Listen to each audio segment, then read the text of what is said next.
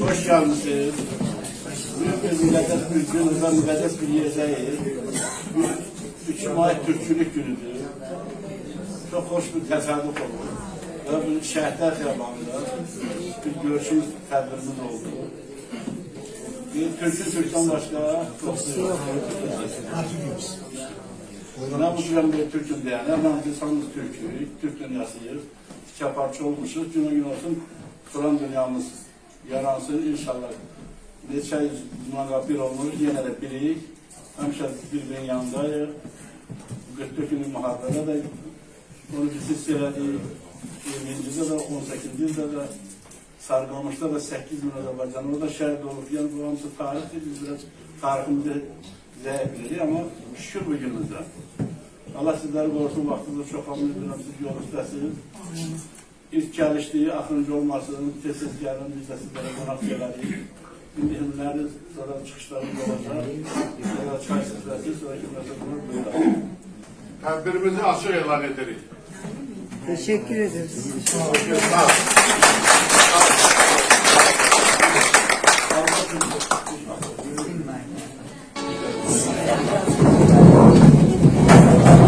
Sönmez bu şafak, darlayır sen sancak. Sönmeden yurdumun üstünde tükenmez olacak o bey. Milletimin yıldızdır bayrağım benim. Bir o benim milletimindir ancak. Çatma kurban olayım, çevrenin en azı hilal. Kavramanın kımamin güme, bu şiddet bu celal sana olmaz dökülen. Kanlarımız sonra yarattırır, arkada milletimin istiklal.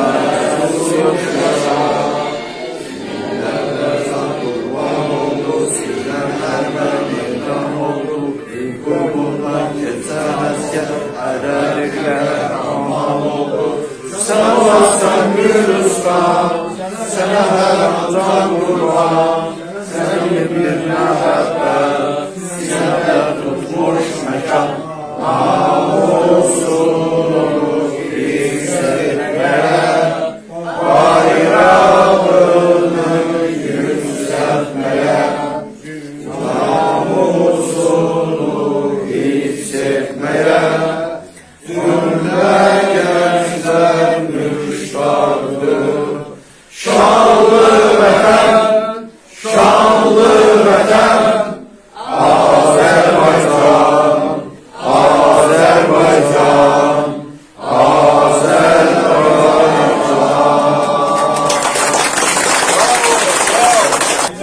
Komutanlardan biri de ben kısa söz verip sonra ben toparlayayım.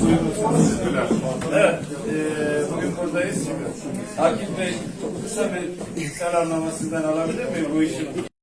Öncelikle böylesine bir sürprizle karşı karşıya kaldık. Bunun mutluluğunu yaşıyoruz. Onu ifade etmek istiyorum.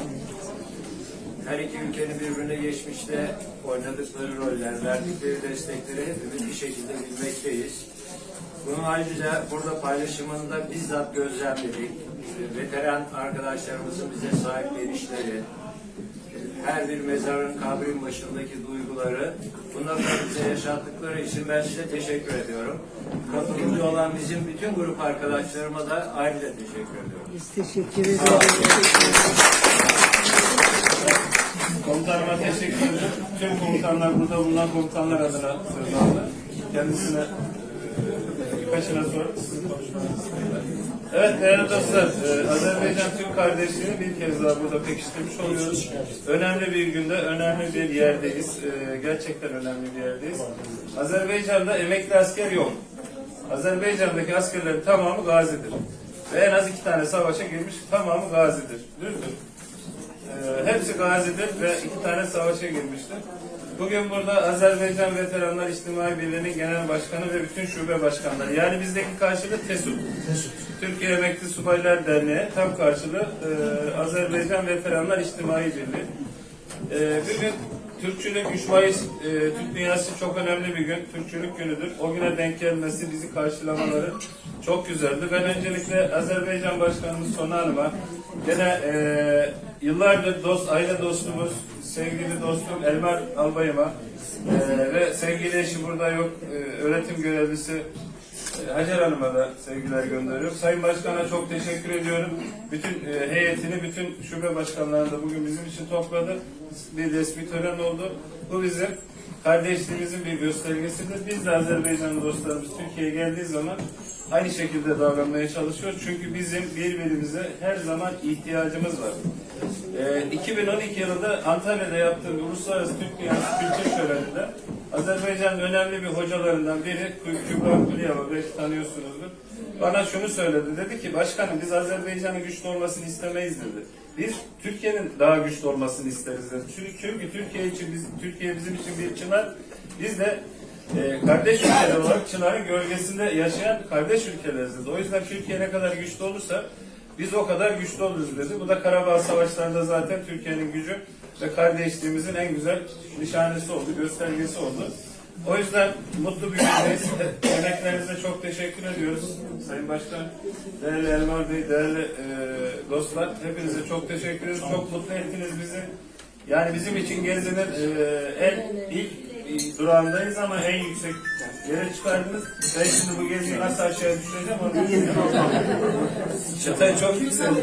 O yüzden hepinize teşekkür ediyorum.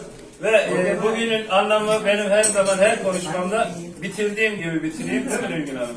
Kesinlikle genel başkanım. Son cümle, ez cümle. Ne mutlu Türk'üm diyene! Ne mutlu Türk'üm diyene! Ne Mutlu Türk'üm diyene! Ne Mutlu Türk'üm diyene! Nazarınızda bizim Azerbaycan veteranın, arka veteranı, gazimiz, şairimiz. Buranın onu bir şehri var. Buyurun. Türkoğlu. Manas, Korkut, Erkenagomuz Alsanlı. Türkoğlu Türk, göğüş günü yalandı. Bu vətənən isə şəhid veribdir. Türkoğlu Türk, düşmən bağlı yalandı.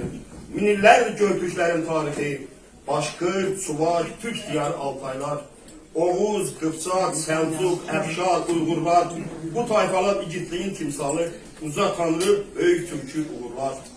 Özbek, Kazak, Kırgız, Tatar Türkmenler, Azerbaycan Türklerin bir koludur, sarsılmazdır, yenilmezdir Türkiye, Türk birliği bölünmezdir, uludur.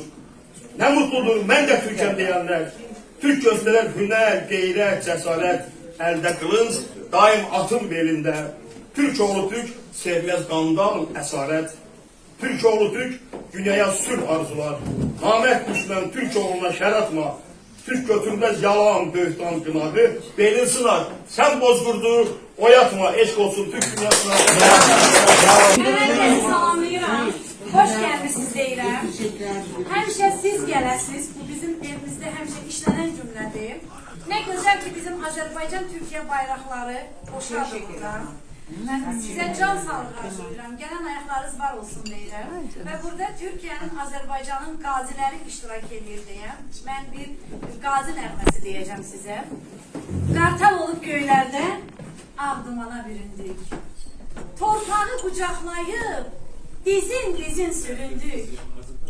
Öpüp bayrağımızı anda sadik kalan biz.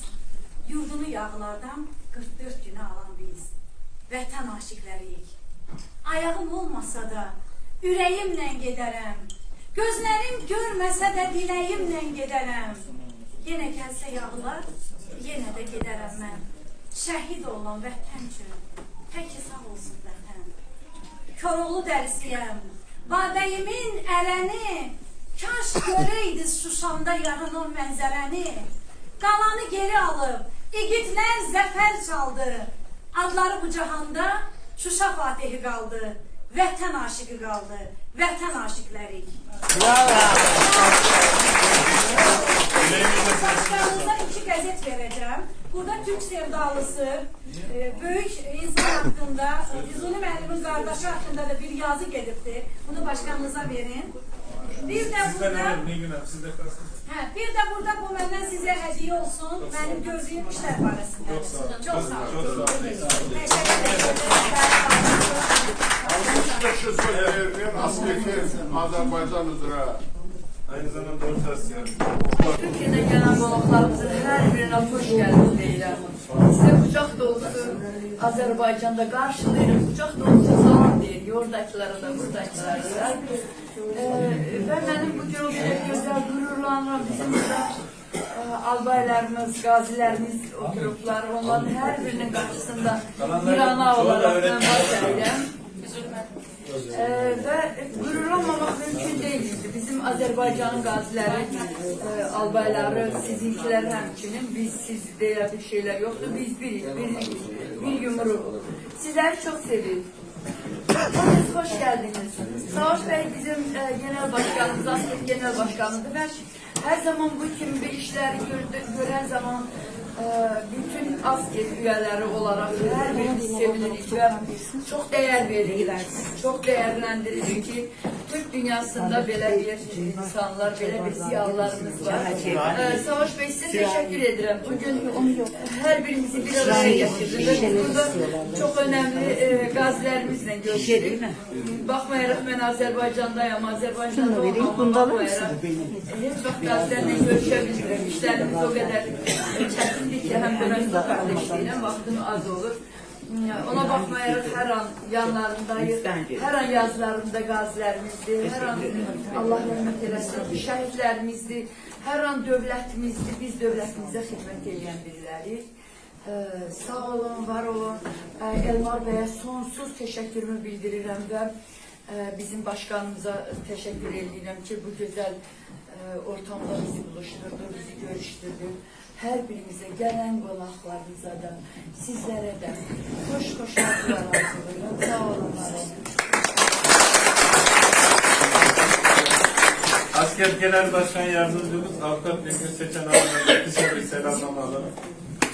Çok kıymetli Genel Başkanım ve ASKEP'in Azerbaycan temsilcisi ve bugün burada bizlere ev sahipliği yapan çok kıymetli başkanlarımız, komutanlarımız ve bizimle birlikte yolculuk yapan tüm gönül dostları ve buradaki bizlerle birlikte olan can dostlarımız, hepinize en içten duygularımla selamlarımı, sevgilerimi iletiyorum. Ne mutlu ki böylesine güzel ve özel bir günde sizler gibi güzel ve özel dostlarla bir aradayız.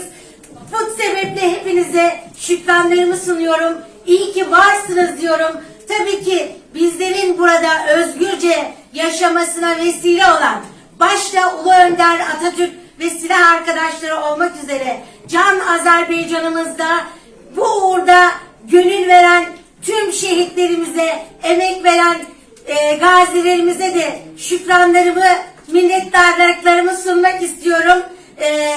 Ebediyete intikal edenlerin de ruhları şad, mekanları cennet olsun diyorum. Sabırla dinlediğiniz için çok teşekkür ediyorum. Şimdi böyle içimden söylemek istediğim kısacık bir şiir var. Şu an hemen toparlamaya çalışıyorum. Sürçülisan ettimse affola diyorum. Vadiden ben geçeyim, yol senin olsun. Zehiri ben içeyim, su senin olsun. Can Azerbaycan'ım, güzel Türkiye'm, birlikteliğiniz sonsuz olsun. Türk dünyasının Türkçülük günü kutlu mübarek olsun.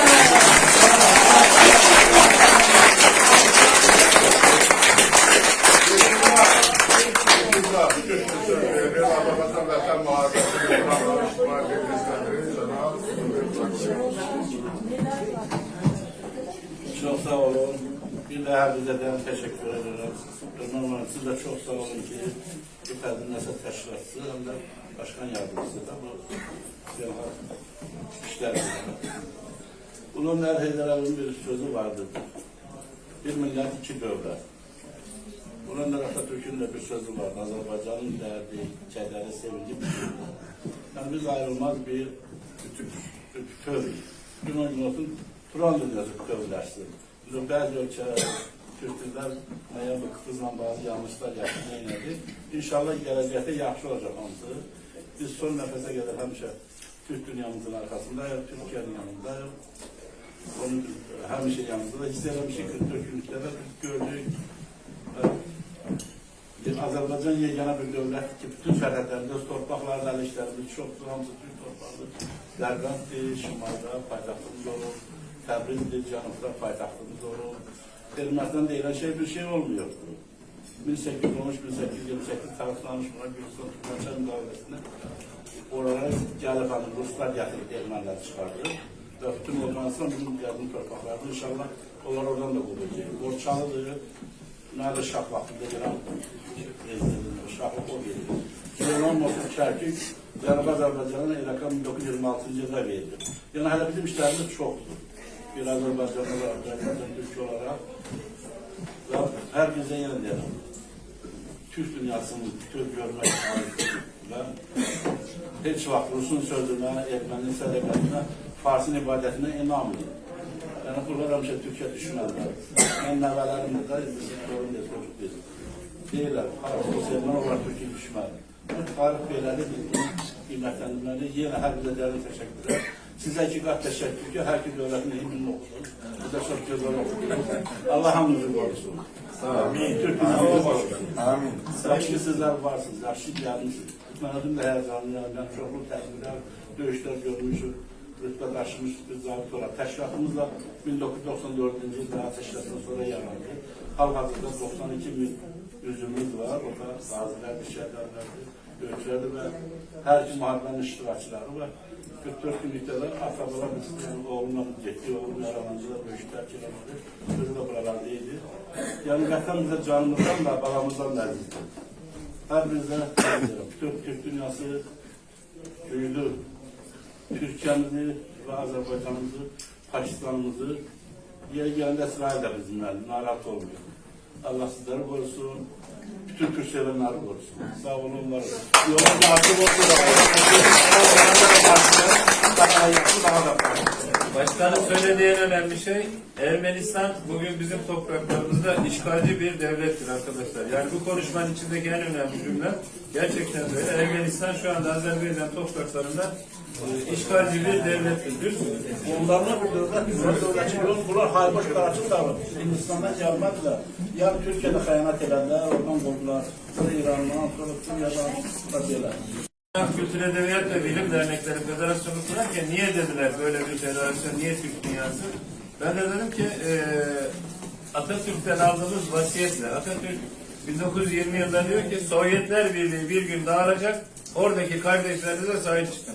Bakın bu bir vasiyet midir değil midir? 1928 yılında diyor bu. 28 yılında. Bunu öngören bir de liderimiz var. Bu gerçekten çok önemli. Yine mevzu gereği kısa bir şey anlatayım. Ondan sonra kalkacağız zamanımıza. Nahçıvan'a gitmemişsinizdir çoğunuz. Gidenler bilir. Dil ucu sınır kapısı vardır.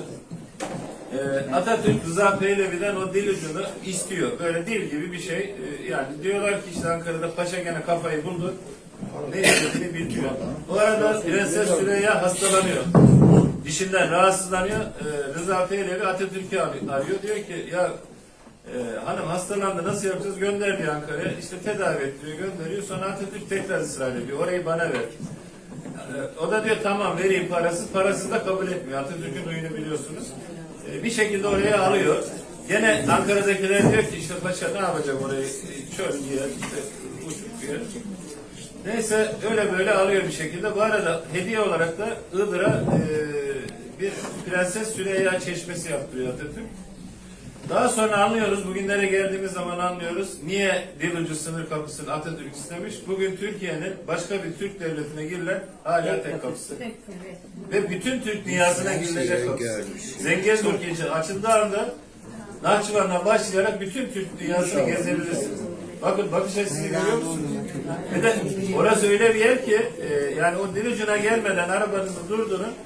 Dünyada öyle bir yol yoktur. Dört kenarında 4 ülke vardır. Arkanda Türkiye kaldı, önünde Nahçıvan kaldı, sağında İran kaldı, solunda Ermenistan. Ve hepsini görüyorsun. Evet, bu kadar ileri görüşlü bir lideriz. Yani dünyanın en iyi bilimlerine sahibiz. Bu konuda biz çok şanslıyız. Başkanım, Atatürk demiştir ki, Türk yıldırım kasırga, dünyanın güneşidir, yeryüzünün istiden birliğin ateşidir. Bu Atatürk'ün kelamıdır. Ve ben analarımıza üst tutup demek istiyorum ki, petektedir dileğimin ballısı, güzel valet toy nişanın hallısı, çalınacak ulu Turan yallısı, coşup çağlayacak nəğməkar diller, müharibə istəmir ya eller. Müharibə istəmir ya eller. Bravo. İncələr deyə mən həmən axtardım, tapdım. Çünki Savaş Bey o şeiri çok beğenir ve harda Türk varsa hemen orada biz o şeiri okuyoruz. Yani şu Bu üç bizim grup hariç başkanımızın hepsinde çok güzel isteğidir. ilgilendiğini Mən də Türk kızıyam, soyum Oğuzdur. Her el bir yurt için canından keçir. Yurdu olan elin derdi az olar.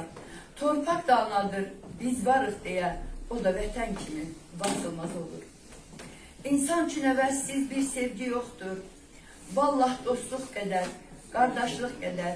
Dünya tab gətirməz Türkün gücünə.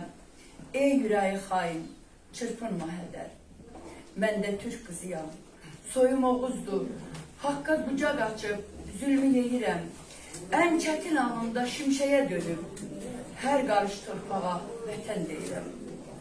Mən belə görmüşəm dünyanın işin, tənha ürəklərdən daim qəm keçər. Həyatın ən uca zirvələri də mənim elə olan eşqimdən keçər. Mənim elə olan sevgimdən keçər. Sağ olsun.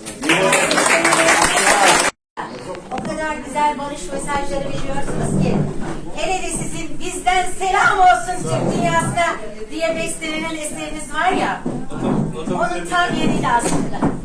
Evet, biz güzel misafirperverliğe çok teşekkür ediyoruz. Hepimizden ziyade bu işe çok emek veren Elmar Bey, nerede Elmar Bey? Elmar Bey'e bir özel bir alkış rica ediyoruz.